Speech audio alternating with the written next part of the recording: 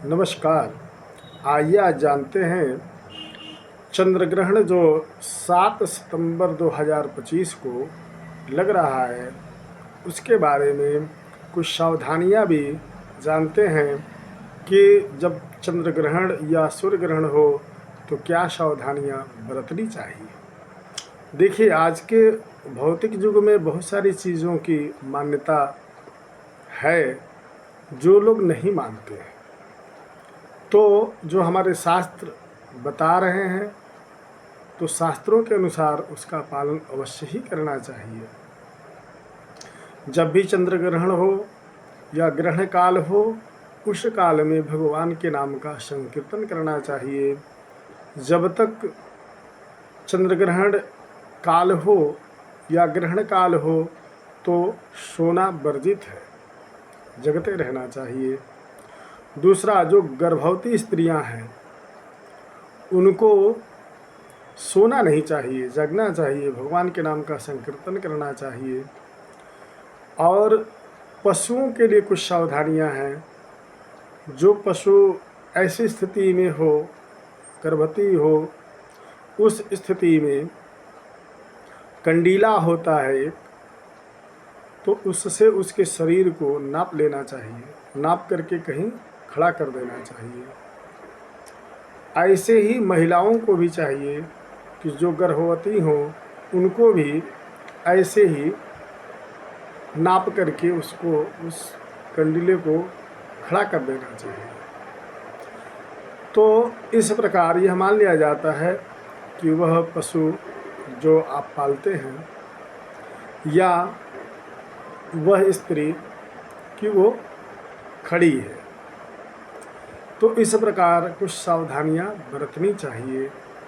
दूसरा, आइए जानते हैं कि भाद्रपद मास के शुक्ल पक्ष की पूर्णिमा को जो चंद्र ग्रहण लग रहा है 7 सितंबर 2025 को, वह कब से कब तक लगेगा। देखिए, जो चंद्र ग्रहण ये लग रहा है वह भारत के सभी भागों में दिखाई देगा। चंद्र ग्रहण का जो शुरू का समय है और मध्य का समय है और मोक्ष का समय है, ये तीनों भारत में दृश्य होगा।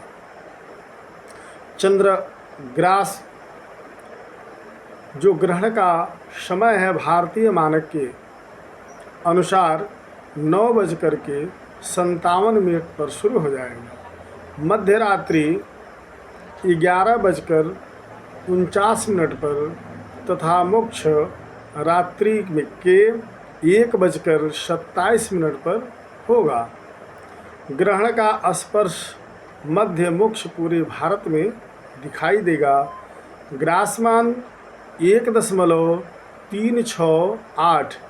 वीडियो को ज़रूर लाइक करें, सब्सक्राइब करें, बेल आइकन को ज़रूर दबाएं। नमस्कार। आइए आज जानते हैं कि पितृपक्ष में पितरों के लिए हम क्या करें। पितृपक्ष जो होता है आश्विन मास का कृष्ण पक्ष में ये पितृपक्ष मनाया जाता है, जो पितरों के निमित्त ही यह पक्ष होता है, जिसे कृष्ण पक्ष के नाम से जानते हैं। प्रतिपदा से लेकर के अमावस्या तक की जो तिथि होती है ये पितरों की ही तिथि मानी गई है। तो इन तिथियों में प्रतिपदा से लेकर के और अमावस्या तक जिनके भी पिता नहीं है वो तर्पण कर सकते हैं। तर्पण में के लिए आपको चाहिए कि कुश ले लें, कुश का मोटक बना लें, पवित्री बना लें और तिल ले लें, जौ ले लें, चावल ले लें।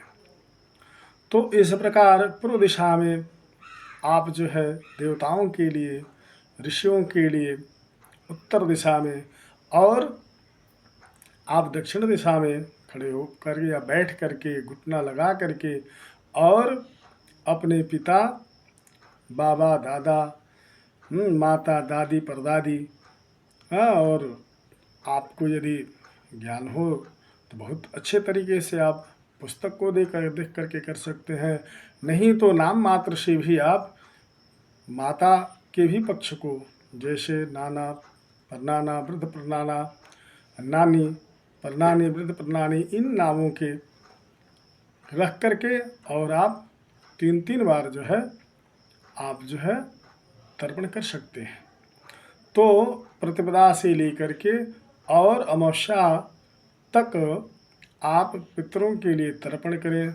अपने घर में सात्विक भोजन बनाएं, शुद्ध भोजन बनाएं और पितरों के निमित्त आपको चाहिए कि 1 लोटा जल और स्वच्छ भोजन में से कुछ भाग निकाल करके और पितरों के निमित्त रात्रि में रख देना चाहिए। इसलिए कि पितर जब आते हैं इस धरा भूमि पे तो अपने अपने घर में जाते हैं और जाकर के देखते हैं कि हमारा घर कैसा है, हमारे घर में हमारे लिए स्वागत है या नहीं है। तो पितरों को प्रसन्न करने के लिए ये सब कार्य आपको करना चाहिए। और यदि पितृ प्रसन्न आपके हैं तो धन और आपका जो है संतति और अन्न इत्यादि जो आपके घर के लिए आवश्यक है वह आपको यह पितर प्रदान करते हैं। ये बहुत बड़ी बात है। तो इस प्रकार पितरों की सेवा करें, पितरों को तर्पण करें, पितरों के लिए भोजन प्रदान करें, पिंडदान करें इत्यादि। इस प्रकार करके अपने पितरों को आप प्रसन्न करें, पितरों से आशीर्वाद प्राप्त करें।